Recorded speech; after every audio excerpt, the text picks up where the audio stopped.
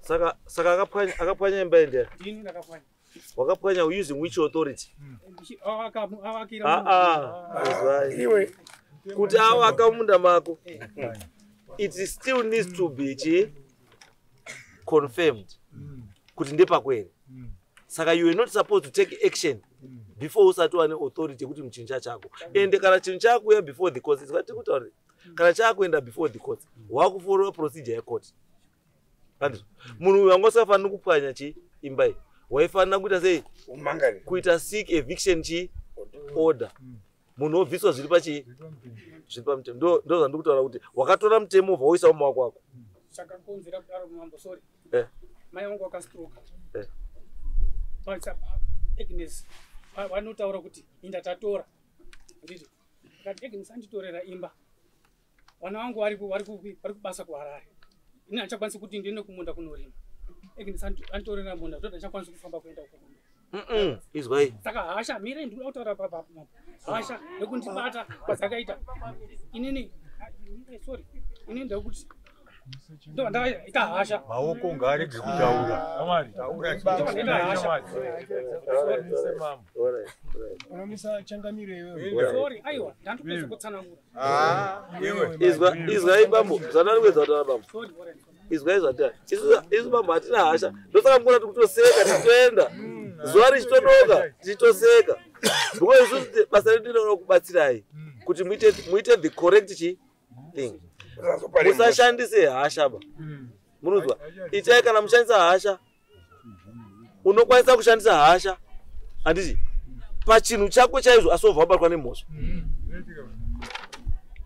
Saka ndikutaura ini mutemo wandikutaura kuti izvi zvawakatoita asoni is criminal. Unosungwa.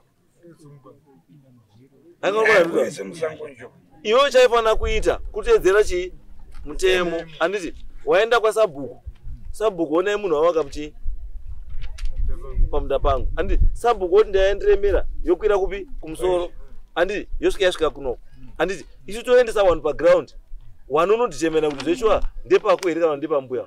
Kana pari pambuya kana pari pako mbuya otaurirwa kuti mbuya pwanya ibvai kustendi kusiri kwani kwenyu. Handiti hazvina hondo izvo, hazvina zvibhakera, hazvina kana because zvamunoita mai mukashandisa ma emotions munochayana, mobayana, mokuwadzana. Hanga mukona nyari to. Mbuya anyarara ini. Tati bibi mbuya. Mutori apa muruzi ndimi nemhosva. Yekuzi makanowaka mumunda memunhu. Saka zvitori kwamuri imi mbuya. Ndo zvinotaura trade law. It is the duty. Handiti renyu imimi semunhu ashaishirwa to prove beyond reasonable doubt kuti chironge chenyu ichi. There is no one anozonoba kuprovera kuti lendi ndenyu. Ndimi munofanira kuprova kuti ngenyu lendi.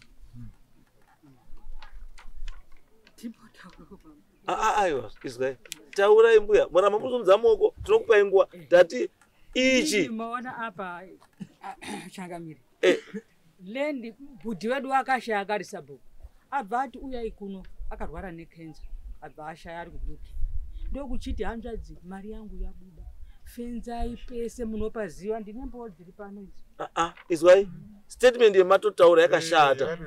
Yekuti hanzvadzi yangu yarwara ngekenza. Yakabva yati fenzai pese mungopaziva. Hamuna mirai kuti fenzai pese mungopaziva. Andizvo it means zvamakaita ngezvenyu minoti dzehanzvadzi yenyu. You took advantage yekuti hanzvadzi yenyu yanga ari Sabhuku. Saka mukatora lendi yevanhu hapana anopikisa. Zvino ndati mbuya prove kuti pamama akavaka imba iyi ndepenyu. Because already kutotaura kwamaita mutotaura kuti makanowaka hapasitori penyumba. Because kana mutaura kuti hanzvadzi yangu yakati wakabvira kare. Zvekubvira kare hakuna. Akabvira kare ndimi mbuya because ndimi akawaka musi menyu. Prove hai kuti pamakawaka ngepenyu. toziva sei kuti ngepenyu muzvare vangari apa akauyawo pagiraundi. mbuya izvo hazvisuda umwe munhu muzvare kana kuti chiba zviri kuda kuti uyu mumuchalenje uyu kuti handipako nekuti ndakamuchalenja ungazwa here ambuya zvamuri kutaura hapana zvazviri kusenza because hapana zvamuri kunitaura dai muri kunitaura kuti sabhuku uripo uri paziya mugano ndaiti sabhuku chimira apa is witness uri pano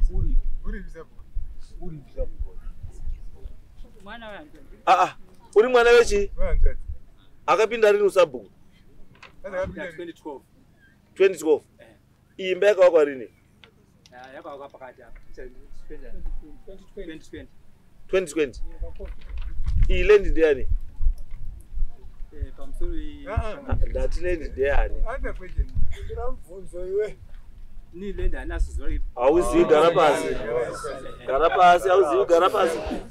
pasi hauzivi right zvatopera awo ziso rangu kuereko ndi sabhuku naishe kana sabhuku atoti handizivi saka chibva matogara kusaiti wamwe amutaura kuti waripo wakuru haiwa wakuru amwinawa handingai family 1 makangotaurwa nemufika kuti endai muofense pamuruda saka ndicharelaina zvoba saka ndakutuma vanhu vangu wadzike ikoko waise kuona kuti zvakamira sei vanhu vangu ndo vachanitaurira chokwadi wachadaidza vanhu vavanofana kudaidza right wakomana yei inspection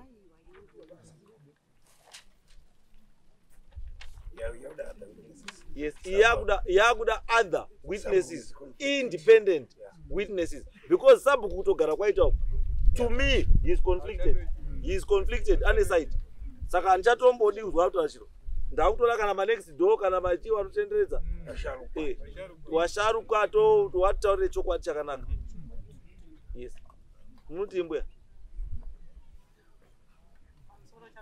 yes vanhu ava nesu isu tisu muzikuda takandoakirana pamwepo nevanhu ava zviri kuitika ngezvekuti manje kubata kwato munda wababa munini wangu apa waitaiwa handivika ndovabatanza nemunda wedu isusu ngekuti vakazi indofenza ipese saka vakufenza pese nepedu munda iyoyoyo Changamire inini ndakaberwa 1954 baba vangu arindorima ipapo ndini mwana wacho ini ndasara nehanda dzamubhiriri hapana petakambochinja mugano hawana pakambobvira vakamboyako kuti mamunda wako ndiri kushama kuti zviri kufamba sei ndibatsirei ndinozoona dzoka kumataura asi ndiri kumbira kubatsira aiwa taakubatsirai inspection yakudi yakuya ndakutuma wangu inini wanouya kuona nekunyasa kuongorora ipi mbuya makarorwa rini mumusha mbuya makarorwa rini mumusha aiwa ndiri mukunda makarorwa here ndakarorwa 88 ndati makarorwa here saka madzoka kumusha ndakadzoka kudhara saka ndoko makonzera confusion mabva kumurume wenyu mai ona igara ipasi wakomana inspection by before next right ande tomira inspection Zitarenyu ndiani? wano inspection Awa. Zitarenyu ndiani? ambo ya musude futi inini Ani? Juliet Magure tatopedza ambo hapana zvachataura tisatana inspection iri kuuya wakomana wangu wari kuya before monthly weekend wari kuya panzvimbo wonyasa kuona nyaya dzese iyoyi neimwe yacho nechizvese pavanozoita report back to me ndonyasazwa chokwadi chiripo bo ndatone imwe engo ndakutoona futi kuti munhu anga ari kwachaya miti wakutouya wakavhurikwa aiwa endai right thank you and next case